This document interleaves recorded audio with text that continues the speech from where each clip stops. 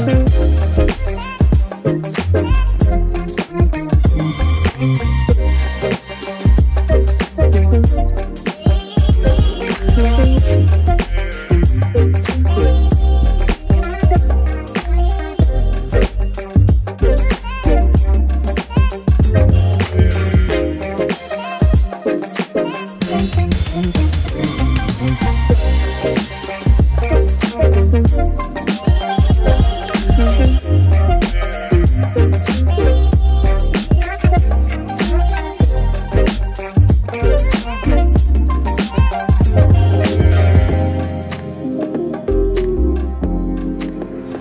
selamat siang Sobat Solo Pos.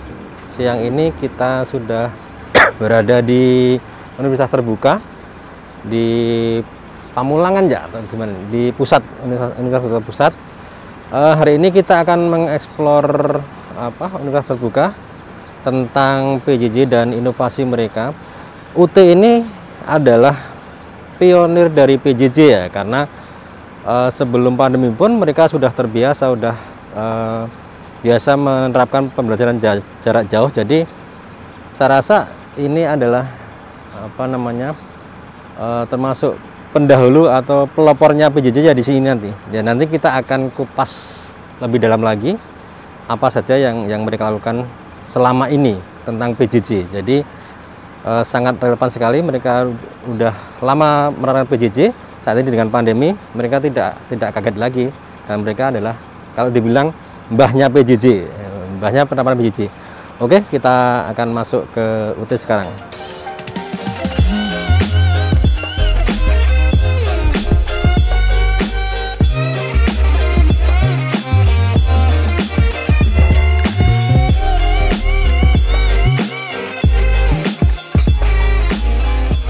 Ya Sobat Solo Pos, ini kita pakai golf car, jadi mobil golf. Kita akan keliling-keliling kampus Universitas Terbuka. Saya ditemani nih Mas Haikal dan Mbak Yonita yang di belakang. Mbak Yonita di belakang. Jadi kita nanti akan keliling kampus, kita ngobrol-ngobrol lah tentang ada apa aja sih di UT. Gitu Mas ya? Iya benar, nanti ada apa aja di UT Pusat nanti. Oh, itu pusat Mas ya? Iya, UT Pusat. Jadi kita hari ini mau ke pusat pengembangan multimedia dulu Pak. Oh gitu. Jadi pusat UPM ya? Istilahnya apa? P2M2 kalau di UT itu.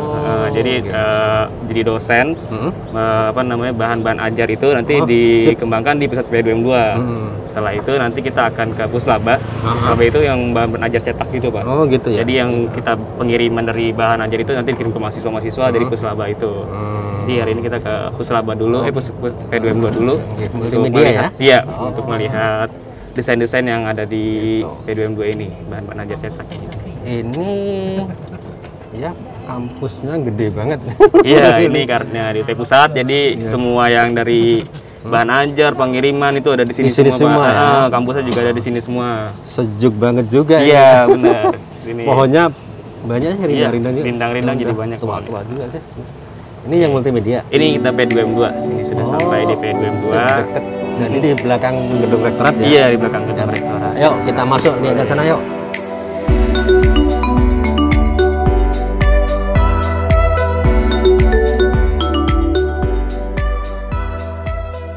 Ya Sobat Solo Pos, kita udah sampai di gedung multimedianya UT. Jadi kita akan ngobrol dengan Pak Hafiz tentang ada apa saja di dalam yang multimedia Bapak ya. Betul. Untuk mendukung kegiatan pembelajaran jarak jauh.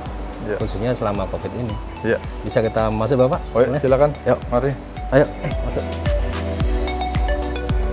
Ini gitu. Buku bahan ajar cetak kita di Universitas Terbuka, yang mana nanti mahasiswa itu semua mahasiswa yang terregistrasi dan aktif akan mendapatkan buku dari Universitas Terbuka. Bisa dengan modul gitu bukan? Betul, ini adalah modul BMP kita nih. Modul ya. Nanti semua modul-modulnya ini semua sudah diinsertkan oleh multimedianya Pak. Jadi ada link videonya, ada link audionya, terus juga nanti mahasiswa juga di sini dikasih space buat mungkin orek-orek atau catatan-catatan buat mahasiswa gitu. Jadi nanti memudahkan mahasiswa dalam proses belajar. Itu dalam bentuk multimedia kan? Betul, nanti multimedia juga diinsertkan. Nah, di kami juga di pusat produksi multimedia ini di gedung P2M2 ini kita juga memproduksi ban ajar non cetak. Non cetak. Jadi di sini kita memproduksi, jadi nanti ada pengampu atau penulis, nanti kita undang menjadi narasumber, nanti biar kita rekaman nanti dalam studio kita sesuai dengan mata kuliahnya apa nanti setiap modulnya nanti gitu. Dia siaran gitu situ.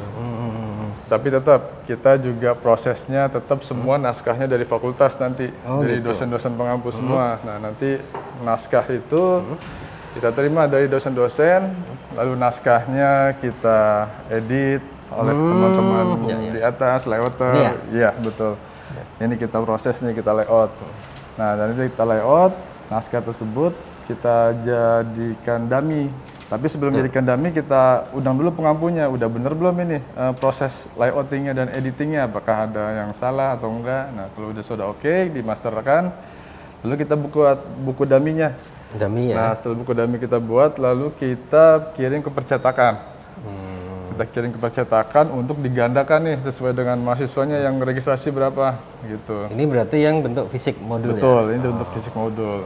Nah, jadi nanti setelah diduplikasi di Puslaba, di Puslaba nanti pengirimannya dari Puslaba semua, ban ajar itu sesuai dengan mahasiswa registrasi. Nah, nanti kita juga arsipkan di atas kita ini gedung arsip salah satu masternya itu. Buat nanti suatu saat di semester depan mau diduplikasi lagi ya kita masih ada, kan? Tinggal kirim masternya aja gitu. Tapi artinya setiap mahasiswa tetap dapat modul ini kan? Betul. Oh gitu. Dapat. Meskipun pengembangannya ada multimedianya. Betul, iya. Tapi fisik ini tetap ada kan pegangannya? Tetap ada, kan? iya. Nah, untuk ini juga multimedia? Untuk multimedianya di sini kita juga mensupport nih. Tadi yang saya katakan dalam buku tadi kita akan memproduksi video juga tuh. Nanti mahasiswa juga bisa mendapatkan bahan pendukung pembelajaran. Nah, di sini kita sama juga naskahnya dari fakultas juga karena kan dosen sendiri yang tahu tentang apa yang mau diambil dari dikupas dari modulnya sendiri kan. Pengajarnya ya. Ya, nanti tetap modul kita terima, lalu modulnya kita diskusikan sama dosen pengampunya. Setelah itu kita breakdown naskahnya. Setelah kita breakdown, kita lakukan proses syutingnya nanti di dalam maupun video maupun audio. Jadi ada studio sendiri. Ada audionya, ada videonya juga gitu.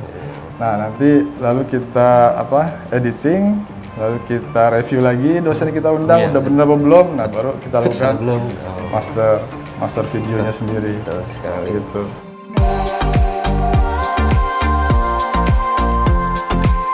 Kita lihat studio video dulu ya. Boleh. Nah.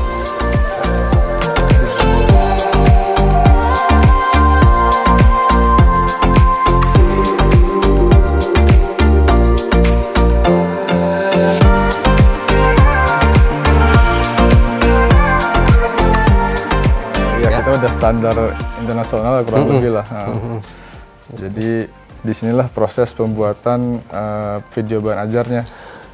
Nah, ini biasanya di sini sih paling sering nih. Sekarang dosen itu ngasih tutorial. Iya, ini ada. Jadi selain udah touchscreen juga langsung bisa interaktif di sini dosen pengampunya. Nah ini alat kita kalau mau streaming juga langsung bisa di sini Pak nanti. Kita bisa live streaming juga nanti dosen pengampu pun misalnya ngasih tutorial, kita bisa langsung live streaming ke YouTube langsung. Oh gitu, live streaming YouTube ya? Iya. Jadi kita udah pakai internet juga kecepatannya udah tinggi, jadi dengan juga pakai alat streaming kita udah tinggal pasang aja, tinggal colok langsung. Ini kita dibangun gedung ini 2009. 2009 ya? Ya, 2009 nih gedung ini udah ada, lampu-lampu ini udah ada. Multimedia. Cuman alat-alat yang streaming ini emang baru nih. Karena kita ngikutin dengan zaman sekarang udah zamannya teknologi streaming, kita juga harus adaptasi. Ya kan, update teknologi kan? Betul, kita update terus.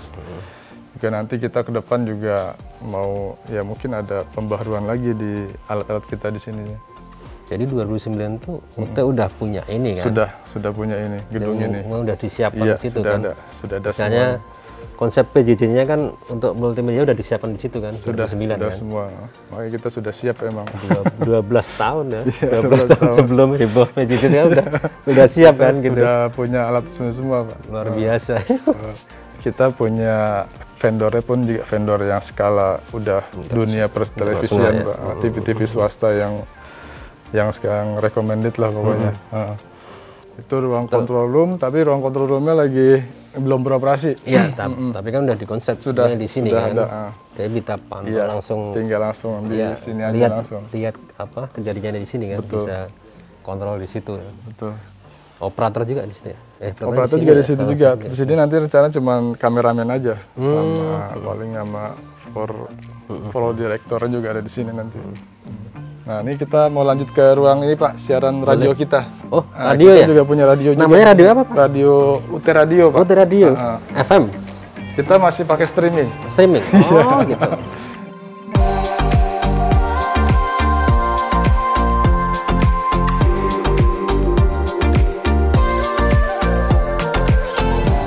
Yuk, masuk yuk. Ini gaul banget. Iya. Nah, ini ya, jadi selepas kita kan di studionya UT Radio lah, UT Radio. Jadi udah konsepnya kan anak muda banget kan itu kan. Nah, di sini juga kita siaran ini lebih banyak kehiburan juga sih. Oh, gitu. Nah, selain nanti ke mahasiswa juga buat pembelajaran, kita juga banyak kehiburan sifatnya. Sifatnya sih lebih banyak ke informasi mengenai ya kekinian lah, kayak misalkan informasi tentang ya yang update di sekarang di saat ini apa gitu. Nanti kita undang narasumber juga dari luar.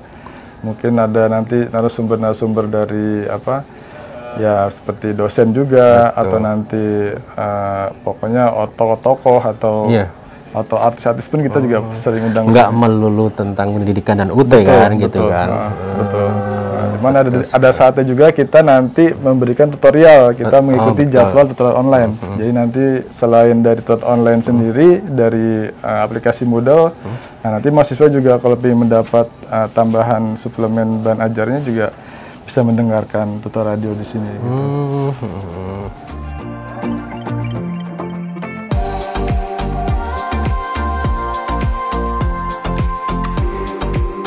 Halo UT Listener, saya Triwi Harto, manajer tim ekspedisi pendidikan 2022. Anda sedang mendengarkan UT Radio, Open Education Station for All. Baik, terima kasih Pak atas kunjungannya. Semoga kerjasama antara Solopos dan juga UT terjalin dengan lancar ya Pak ya. Amin. Iya.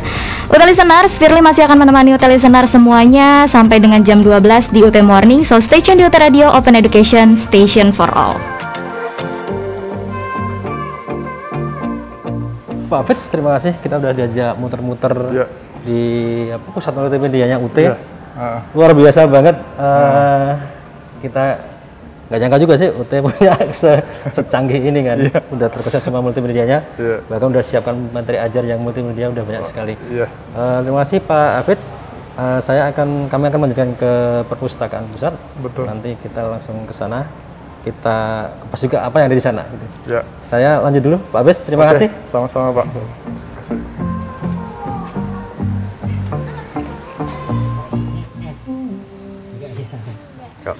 Mas kita kemana lagi nih? Setelah dari P2MB ini kita akan ke Puslata, Pusat Pelayanan Pak Pustaka. Karena kita ada wawancara dari WR4. Gitu. Ya, jadi kita langsung ke Puslata, Pusat Pustaka. Siap. Oke, ikuti terus ya. Kita ke Pusat Pustaka.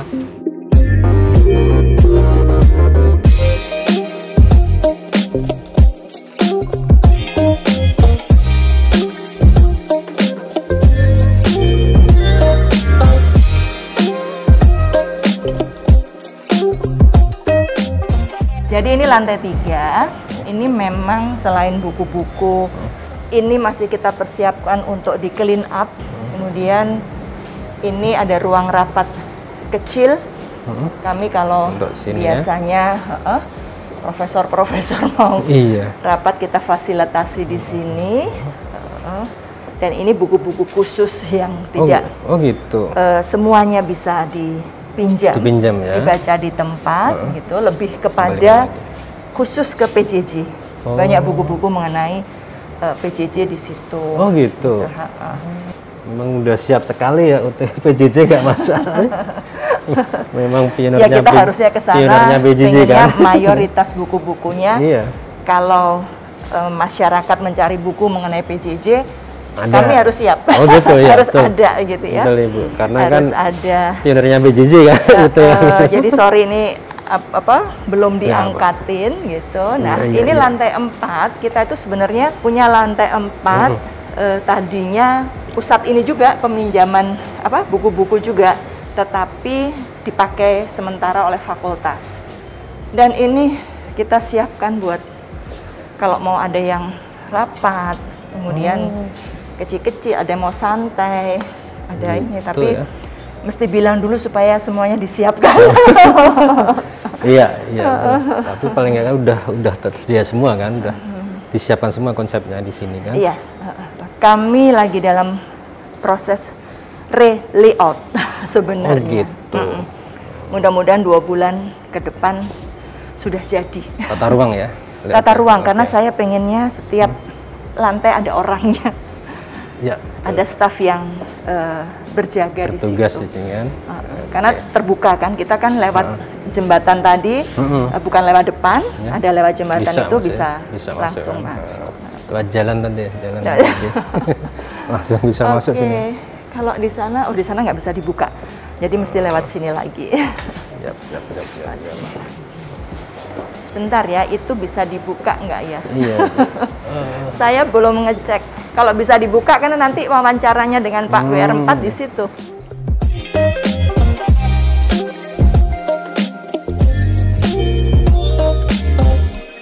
Jadi Sobat Solo Pos, kita sekarang bersama dengan Pak Rahmat Budiman. Beliau adalah Wakil Rektor 4 Universitas Terbuka, Bapak. Ya. Bapak, ini paling nggak kan ini era PJJ nih, dan saya ingin tahu juga apa yang ditawarkan Universitas Terbuka ini selama PJJ pandemi ini. Kalau masalah PJJ sih, UT kan mbahnya PJJ ya. Pionernya PJJ lah. Khusus untuk ini apa Bapak yang di? Yang pasti bahwa satu, Universitas Terbuka itu adalah perguruan tinggi negeri. Kalau perguruan tinggi, maka ijazahnya sama dengan perguruan tinggi tatap muka lainnya. Betul.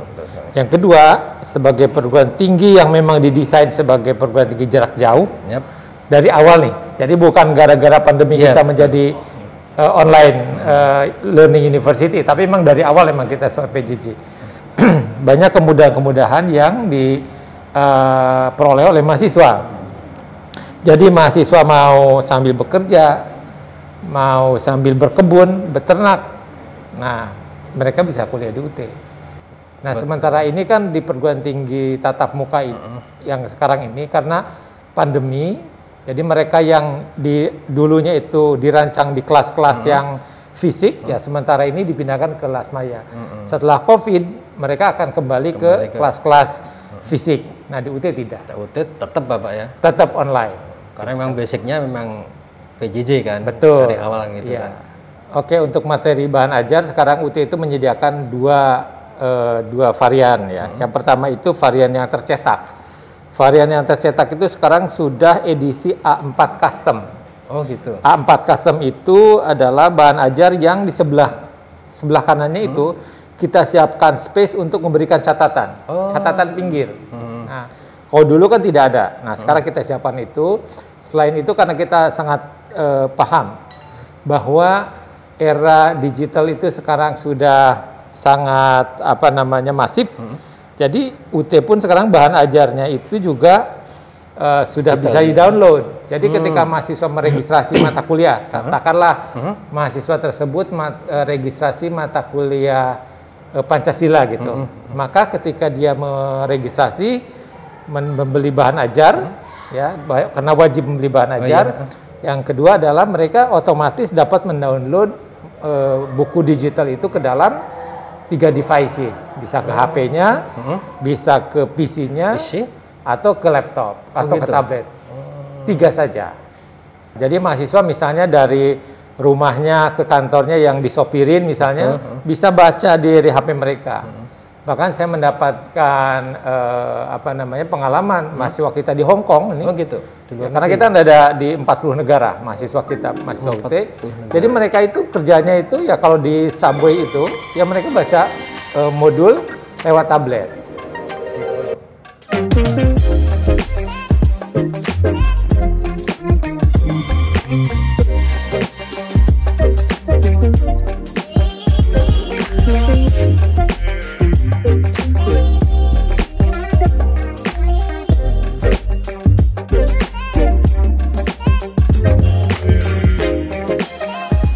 Sobat Sulopos, kita sekarang sudah berada di gudang pusat pengolahan bahan ajar UT. Kita akan lihat-lihat apa isinya di sana sebenarnya.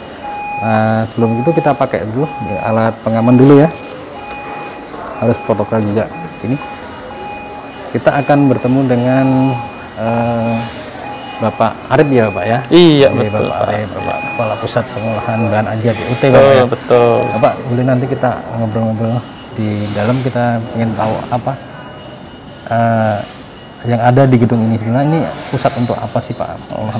Boleh. Langsung ke spot aja ya? Boleh sih. Jadi kita punya 4 gudang Pak. Yang paling pojok sekali itu gudang 1. Kemudian yang kedua itu gudang 2. Di sini gudang 3. Di bawah kita ini gudang 4 Pak. Ini untuk operasional teman-teman yang mengadministrasikan. Gitu. Jadi di sini untuk kita melayani operasional pendistribusian bahan ajar ya, untuk mahasiswa UT seluruh Indonesia. Disinilah tempatnya. Jadi berapa? 39 UPBJJ kalau misalnya? Ya, 39 UPBJJ ditambah layanan luar negeri. Luar negeri ya? Betul.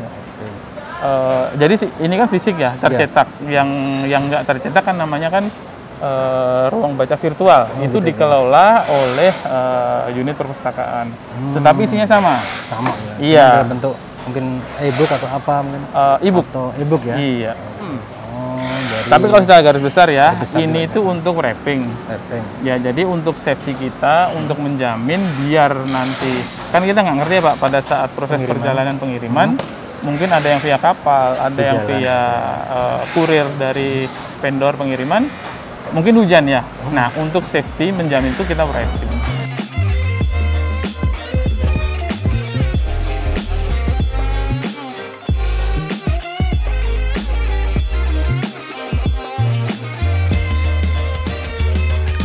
Proses di sini jadi kita ada DO, kemudian ada DO otomatis, kemudian tapi itu beberapa proses ya. Kita nyebutnya DO saja lah ya. DO turun, kemudian turun kepada kita di sistem SID, kemudian SID itu akan turun kepada bagian yang nanti di bawah itu ada beberapa counter. Nah, itu yang akan mengeluarkan DO untuk belanja. Nanti teman-teman di sini akan yang dengan troli, itu yang akan belanja. Jadi memang ada beberapa tahapan proses yang akhirnya sampai di ujung akhir, nanti di bawah itu ada pintu pengepakan packaging untuk pengiriman. Tapi itu ada apa namanya, deadline-nya ketat kan gitu ya, misalnya harus sampai di sana berapa, 2 bulan atau berapa hari lah. Itu kita sudah ada SOP-nya dan itu sudah dengan standar ISO. Jadi kami diawasi untuk standar kualitasnya ya, terutama di deadline pengiriman. Jadi untuk waktu pengiriman kami sangat ketat Pak. Tidak bisa yang nanti mundur saja lah, karena kan merugikan mahasiswa. Ya, kaitannya dengan proses belajar kan. Betul, layanan proses pembelajaran itu yang tidak boleh kita langgar. Jadi memang persis seperti pabrik yang ya, karena kita mengelola hampir 340.000 mahasiswa ya se-Indonesia. Jadi cukup besar ya. Itu sekali kirim pas peak season sampai sejauh itu kan. Iya. Terima kasih Bapak Arif. Terima kasih banyak Pak. Ini Sobat Sulopos, kita ngobrol bareng dengan Bapak Arif sebagai Kepala Pusat Pengolahan Bahan Ajar di UT. Nanti kita akan lihat dulu apa materi yang ada di sini. Terima kasih.